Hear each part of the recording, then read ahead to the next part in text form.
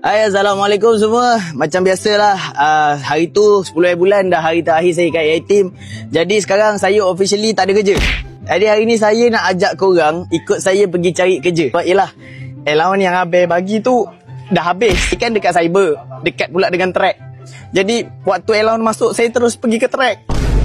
Habis tu buka table.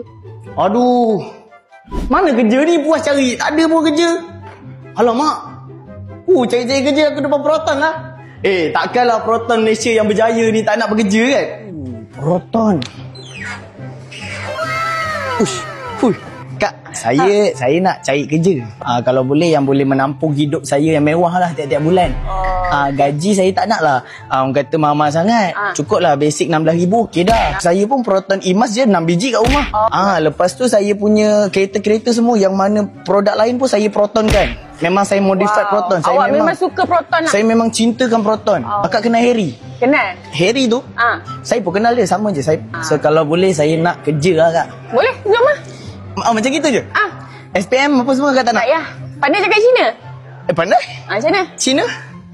Nak saya cakap Cina lagi? Tak apa. Cina. Akak nak buat saya gimana ni? Saya baru je masuk kerja. Alah, jomlah kejap je. Kak, hati-hati kak. Hati-hati kak. Saya tumbuk kereta tu kan. Kak. Tadi kenapa bawa saya pergi tengok kereta tu? Oh, tak ada. Yang tadi tu Saga MC3 tau. All new Saga. So, sekarang ni kita open booking.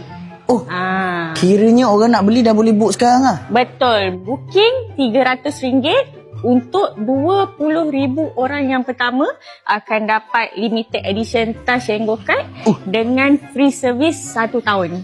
So, untuk rebate, setiap model kita ada rebate. Okey, dari RM4,000 sampai RM10,000. Akak nak kita mana? Kita ada RM4,000 sampai RM10,000 rebate. Betul. Ada duit tak ada duit? Kalau customer tu kerja gaji, berapa yang lepas kalau nak beli Proton ni? Lah Proton, sekecil-kecil RM1,700 bersih. Lepas tolak IPL SOKSO, boleh apply. So kira kalau gaji customer tu RM1,700 bersih. Kalau gaji dia kotor, eja. Kalau pembeli customer tak ada penjamin, macam mana tak ada penjamin? Kalau tak ada penjamin, boleh je. Ya, betul. Baru kerja sebulan. Berani je beli kereta. Baru kerja tu. Relax lu. Okey. Kejap saya tanyakan saya punya supervisor lah. Kejap Kak Ija. Apa ni kalau customer baru kerja sebulan boleh beli kereta dengan kita? Boleh. Asalkan ada duit, boleh je. Hello, Assalamualaikum Kak Ija. Aduh, ada soalan sikit lah Kak. Saya ada customer. Dia call saya, dia kata dia duduk Hokkaido.